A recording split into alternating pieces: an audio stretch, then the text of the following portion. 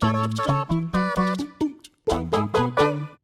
relationship between movies and video games is the weirdest thing. Something of a perfunctory setup for the vast majority of gaming history. If any film of note was coming out, there was gonna be a video game release alongside. Essentially an extension of the marketing budget, what started as 2D sprites, platformers, and simplistic designs fitting the time constraints of film production quickly blew out into rushed projects being kicked out the door to make a launch window. However, once 2D became 3D became HD, all those characters, levels, cutscenes, and more just couldn't be done in the same chunk of time that it takes to go from pitch to script to big screen.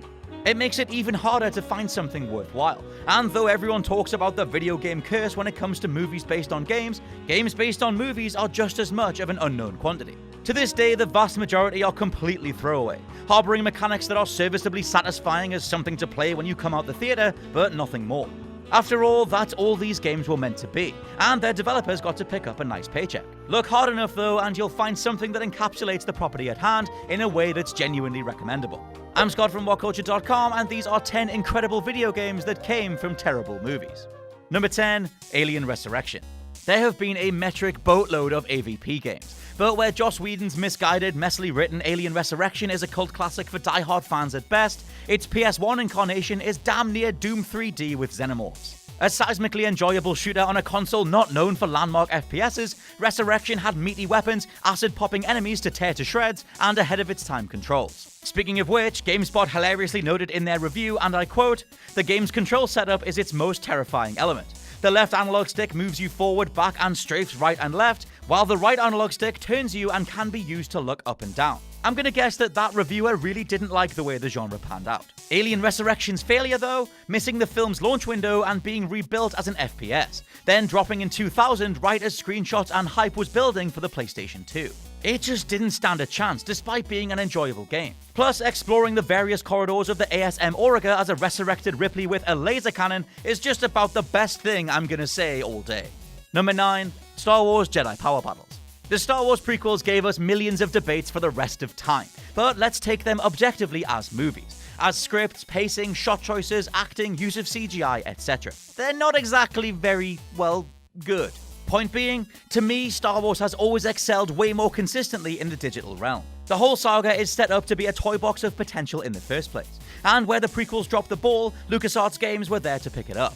Enter Jedi Power Battles, a phenomenal third-person action-adventure that you can play entirely in co-op, where you'll deflect blaster bolts as Mace Windu, slice through droidekas as Obi-Wan, and explore caves on Tatooine as Plo Koon. Oh, and shout out to all the licensed music. Duel of the Fates is right up there with the finest stuff John Williams has ever put out, and it never gets old slicing Sith to ribbons with that in the background. Number 8, James Bond Quantum of Solace, the 360 version. 3 words that make this James Bond game stand out: Call of Duty. Yes, although the Quantum of Solace movie was an aimless, tired, plodding mess, I literally couldn't tell you a single thing about it other than there's a cool car chase at the start, the video game was surprisingly solid. The first to be published by Activision, Bond was given the COD treatment with Treyarch on development duties. A Rainbow Six Vegas style of gameplay involved third-person trade-offs while in cover, as first-person shooting took up the bulk of your time. Going third-person entirely was how the PS2 and DS handled their side of things, but this hybrid approach is always something that I adored and wish that way more games would do. Add on a full roster of actors reprising their roles from the film, the fact that half this game lets you play through Casino Royale's most memorable action moments, and it's almost 2 games in one. The word is that even Daniel Craig enjoyed playing this, and being that he seems to despise playing Bond himself, that's some mighty high praise. Number 7, Friday the 13th, the game.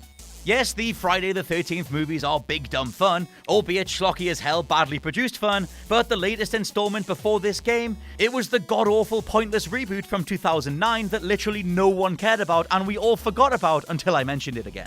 Cut to 2017 though, and one of the finest asymmetrical multiplayers of the generation was born.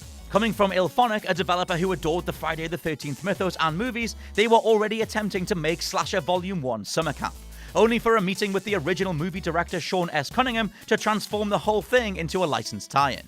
Admittedly, it had a rocky start. Suffering various bugs and framerate issues, the devs even lost a licensing battle to do additional DLC, but like Jason himself, the game has refused to die.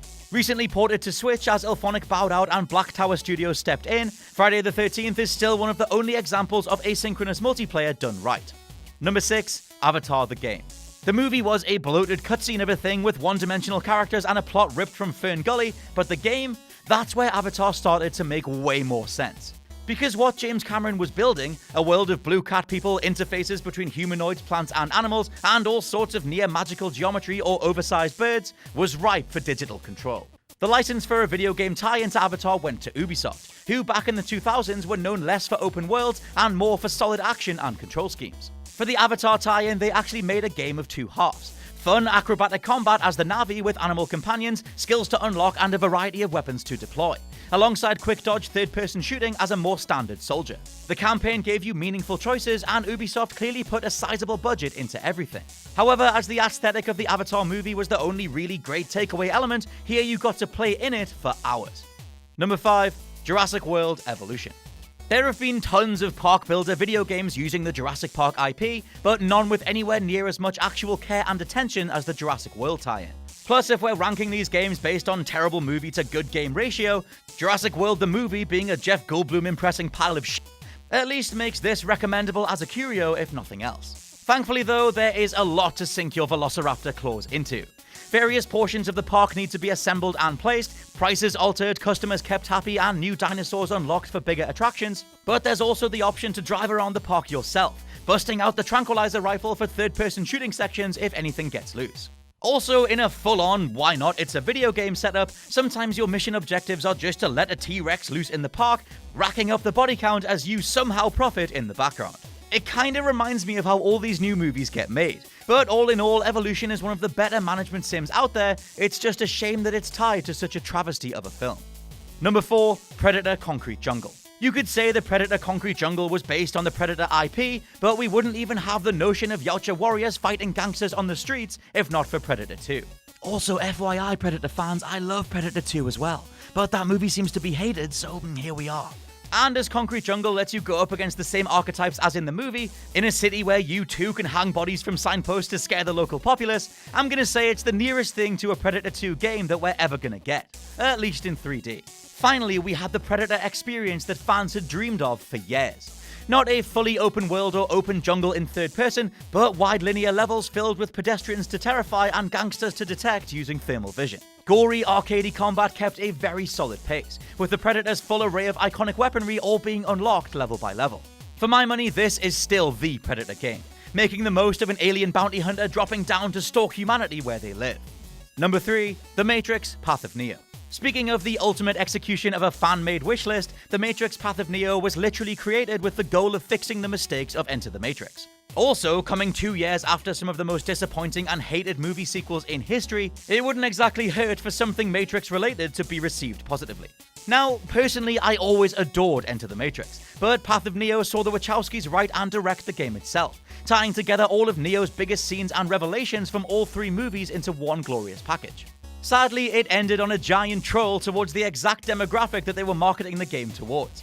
But for the most part, this meant that you had a progression of punching and kicking, firing guns and fighting Agent Smith in a subway, all the way through to stopping bullets with your hands and dueling with that same Smith in mid-air, now at the end of the world. Neo handles in a super immediate way, and the game takes you everywhere from the lobby fight to the Merovingian chateau to fighting hundreds of Smiths in a public park.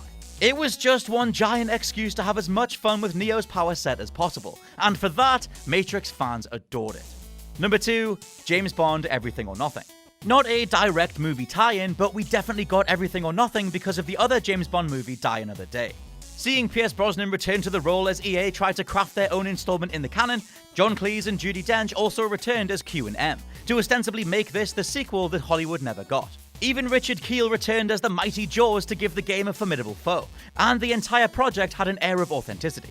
In short, this is the best Bond game of them all. GoldenEye 007 pioneered revolutionary first-person shooter combat for the time, but Everything or Nothing had visceral games firing on all cylinders, recruiting EA Canada to lend the Need for Speed engine so that even the vehicle sequences were immaculate. This is a movie game done in a whole new way, a project that felt confident and purposeful from front to back, without being hampered by film production schedules that so often get in the way. And number 1, The Mummy Demastered. Look, I know, no one's gonna believe me. I know, a mummy game, it's almost like a bad joke.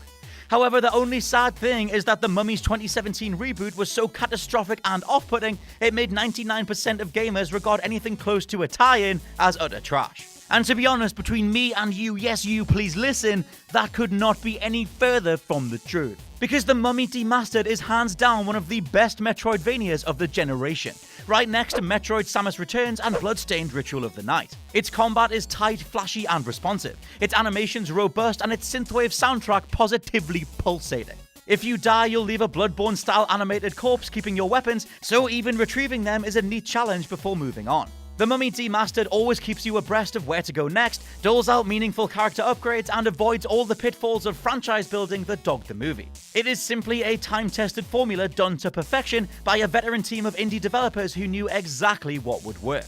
Go play. And that's my rundown of movie video games that surprisingly weren't terrible. Let me know your own favorites down in the comments below. Please check out the WhatCulture Gaming Podcast, and I'll catch you soon.